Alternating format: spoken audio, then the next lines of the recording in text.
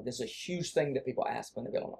What do I put in and what do I leave out? Mm-hmm. Right? How do I not teach too much? Well, first of all, you don't have to worry about that. What you have to worry about is what problem are you solving? Okay, and so if the only thing you know to teach is how to solve one problem only, then you don't have a product yet. Because that would be something that you would put in a webinar to solve truly, and then they're like, oh, okay, cool. But you know how to solve more than one problem. And this is how I know. Because if you're really a connoisseur of coffee, for example, right, and you love coffee so much, you have this coffee business, right, then what you know is that most coffee has mold in it, but you've been tested with yours, et cetera, et cetera. So then the problem is most people don't know about the mold in the coffee. So then you actually go one step further back and you're like, here's the top 5 things that mess up your gut. 5 morning rituals that mess up 90% of people's gut. I don't know if coffee messes people, so I'm just making this up. Okay, but the point is they get on and they're like, oh, here's all this stuff that you do every morning. Okay, well that's a problem. Wow, cool, that's fantastic. But wait, that now created a new problem. The moment you solve that problem, you're like, oh crap, I can't use the same coffee I've been eating because I got to give up coffee completely because all coffee has mold. Now that's a whole it's an elevated problem from the problem of that, because it's like, okay, now I know the solution, but I don't even know how to solve for that solution. Right. Because now I know that, because I don't want to give up coffee. Oh, congratulations, you don't have to give up coffee. I sure don't. Because I have this coffee over here that is blah, blah, special, and that was whole Dave Asprey's bulletproof whole model. Yeah. That was his whole thing. Right? But first, it was the butter and coffee thing, right? It was like, oh man, I was a vegan and I was having sickness and all this stuff. I met some Eskimos up on a mountain and they gave me yak butter and coffee and I felt like a monster. And it was because I didn't have fat in my coffee and I wasn't in ketosis. He was like, this whole thing was built to sell one thing.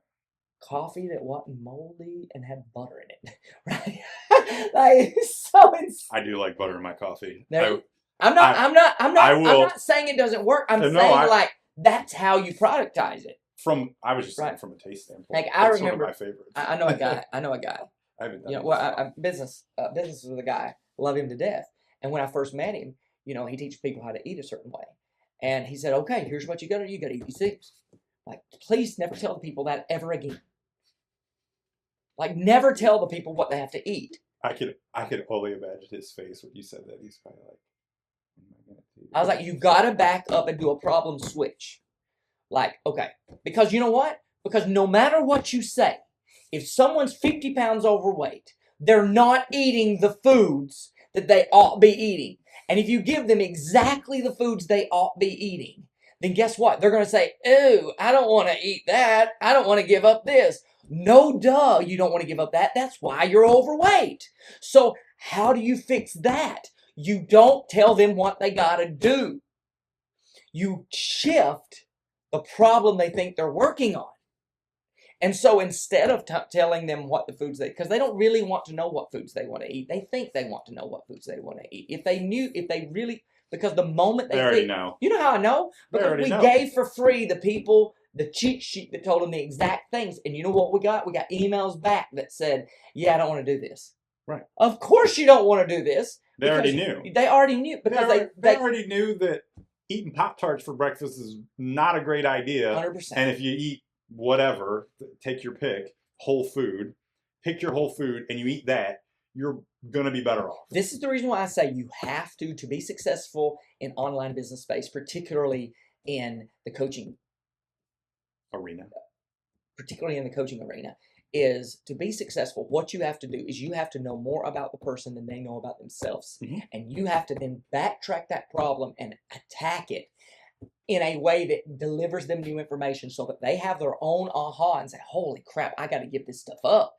Well, then what would I eat? Then your solution comes in. Then your solution comes in. Like, oh, thank you so much. But wait a minute. I don't even know what I'd eat for breakfast. Well, if you join my coaching program, I'm going to give you all 10 different breakfasts that you can have Yep. that look like this. And by the way, the people that look like you don't look like you anymore. That's already ate these breakfasts, but they look like this now. Yeah. It's like, oh, okay. And then Right. and all I need then to bridge that gap is to solve the problem, not the problem I came to the webinar to solve. Right. The problem that the webinar revealed And then gave me a solution. that then gave me a solution to. Yep. Right. And it becomes a shortcut, a fast pace, something that solves the problem instantly.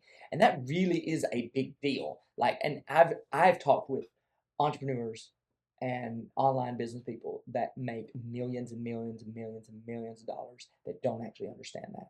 They end up rolling into it either by accident or they roll into it by strictly, they just happen to kind of be at the right place at the right time with the right offer. Yeah. And they're just talking about the marketplace. Yeah. And they're just such hustlers, and they just move, and move, other move. people, like, they already understand, the customers already understand enough of, Yes, I'm not going to solve this problem over here. I need a better solution than here. for sure. And so they're already problem aware, and so that's who they're hitting. And Oh my gosh, do you know what I'm going to teach so bad? what's that? Oh my gosh, we got to talk about it on the podcast. Okay.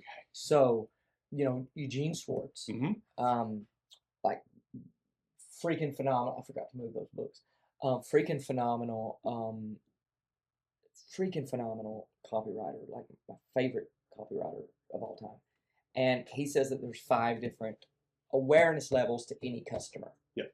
Right? There's the unaware market, the problem aware market, the solution aware market, the product aware market, and the most aware market.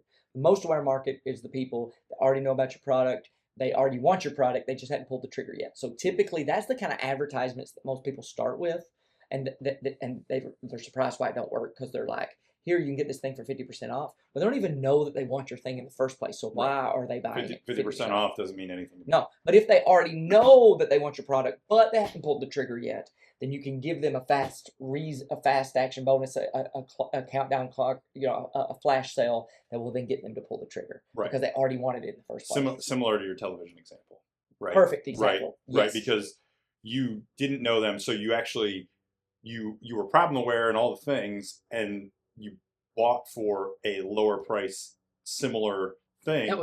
But you still had to do some research, Yes, right? I did. So an ad from them would have been ineffective. I Well, don't know not that ineffective. It would have made me aware it would of have the made- product. of them and the product that they offered. Yeah. And then the follow-up research after that would have gotten the buy. Yes. So that ad itself would not have triggered a conversion, and so it would have looked like it wasn't working. It would have looked like it wouldn't work, but I wouldn't say that it didn't trigger the conversion. It would have been the catalyst. For the Yeah, conversion. no, I know, but from like a No, I hear what you're saying. from it meshing up From to an like- algorithmic standpoint, you wouldn't look like that ad worked, right? Because I was aware of the Samsung product. Oh, okay, but I had said no to that one. Correct. Now, if Samsung had sent me an ad for 50% off, I would have taken it, Exactly. right? And that's inherently what happened with the other one. Right. I saw a review Yep. of someone that said, don't want to spend the high money for Samsung or whatever. Check out this. I think it's Hisense. I don't remember for sure. But check out this Hisense. It Yep. works even better or something. It caught my eye. Probably showed up in my algorithm because I had been looking on Exactly. Amazon for the Samsung one. Yep. Right? And then I may have stumbled upon it and then went and looked at reviews. I don't remember. But the point is, and then people start arguing about which one's better, the Samsung or Hisense, right? So it solved. So what it did is it made me aware of another product that I wasn't aware of, assuming that an ad like that happened. Yeah.